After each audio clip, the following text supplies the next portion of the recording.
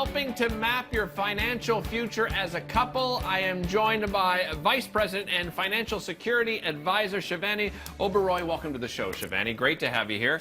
Not a lot of things I think couples talk about even before they get married. It oftentimes happens after the marriage, and then we all tend to scramble as a couple figuring things out. Let's start off with getting organized. What's the first thing you need to do to get organized as a couple financially? First thing would definitely be to lay out everything on the table. Be transparent, be honest, talk about all your debts, most important. Right. Liabilities, assets, incomes, any other sources of incomes, any properties you may own. Really go into depth so that you get a clear picture of what you currently have financially, alone and together. When, before you, for some people, it could be an intimidating process to sit down because you're almost, calling out your significant other. Right. Is it beneficial to sit down with somebody that is a financial advisor to act as that mediator, perhaps? I think that's something that could be looked at a little bit later on. Okay. Once everything is kind of settled down between the two of you.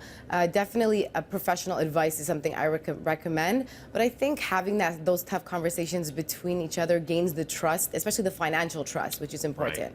All right, next up we have set financial goals together. So what kind of goals are we talking about here, and how do you go about it? Well, once everything's out on the table, you should set short, medium, long-term financial goals. So whether it be starting an emergency fund would be a short-term goal, definitely. Okay. Medium-term, if you're looking to purchase a home or you're eventually trying to get rid of your debt, how are we going to do that? Write them down. These goals, very, very important to write them down. That way you hold each other accountable to achieve those goals. Do you suggest a certain percentage for an emergency fund that you would set aside from your salaries as a couple? So I recommend that you figure out what your fixed expenses are per month together that you need to pay, and try to keep at least 2 to 3 months fixed expenses in that emergency fund, because in case something does happen where you're unable to either work or get those bills paid, then you have that money to dip into. Great advice. All right, next up is create a budget.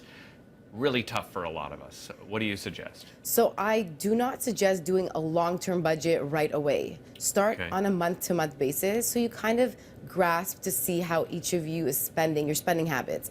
Because just when you're alone, you spend as you wish, but when you're together, you will have to find ways to save, put money aside. Where can you cut your budget? Where can you find more money? Those kind of things. Let's talk about bank accounts. Do you do joint bank account right away? Do you keep separate bank accounts? What do you suggest couples do? So 3 words: yours, mine, and ours. Okay. It's a very touchy subject, I find, between couples, but you should have 3 bank accounts.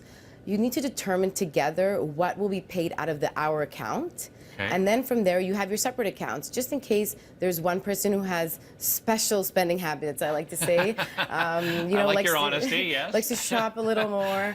Or, someone likes to spend more on sporting events. That way there's no argument what you spend your bank account on, but ours makes sure all the bills get paid, the safety, the emergency fund is funded, and everything's set for the month.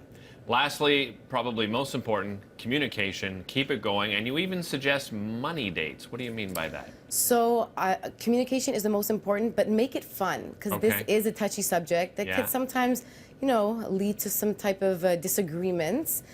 Go out, make them weekly, if not bi-weekly, and go out, make it fun, make it a date night, maybe even do it weekly and pay those bills together online.